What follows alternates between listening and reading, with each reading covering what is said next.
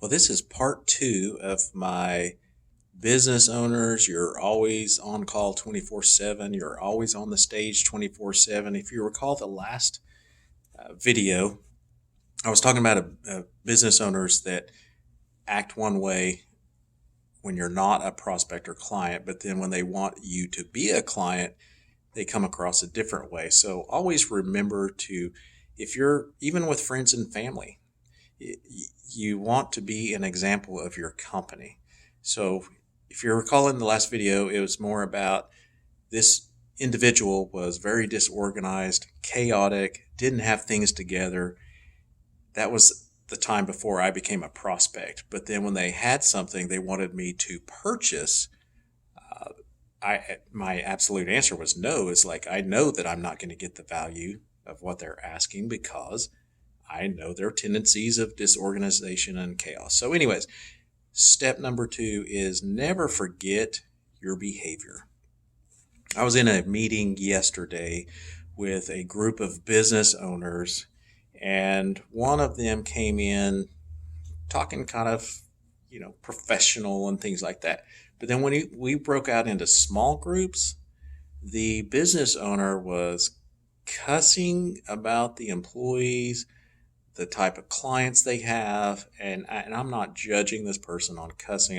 That's not what I'm talking about. What I'm talking about is I left that group. Well, first of all, when they walked in the room, I was very impressed. I couldn't wait to hear what this person had to say, the way they were carrying themselves around the room, the professionalism. But then when we sat in the small groups and we got kind of intimate, if you will, in the small group sessions, it was a whole different person. And so that really gave me a reflection of who they are. And like I've mentioned in another video, when you're driving down the road and you're a business owner and your company name is on the side of the vehicle and you flip people off, that's a representation of you. So be aware of your behavior. Even at networking events, I see it. You've heard of the old Christmas parties where employees come there, and with COVID, we haven't had so many Christmas parties, but in the past, there would always be that one employee that got out of control. And of course, they'll never live that down. Same with networking groups. There's a lot of happy hours, after hours for business owners and professionals. And I was at one just recently where the business owner was saying things that were very inappropriate. You would have thought they were on a construction site, and here they were representing their company.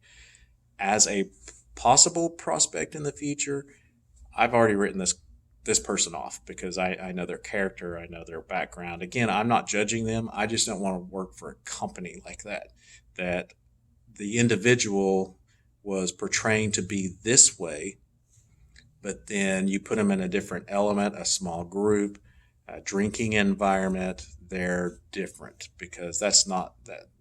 I guess that's authentic because that's who they truly are. So anyways, if you'd like more small business tips, tricks, and facts, go to michaeldmorrison.com.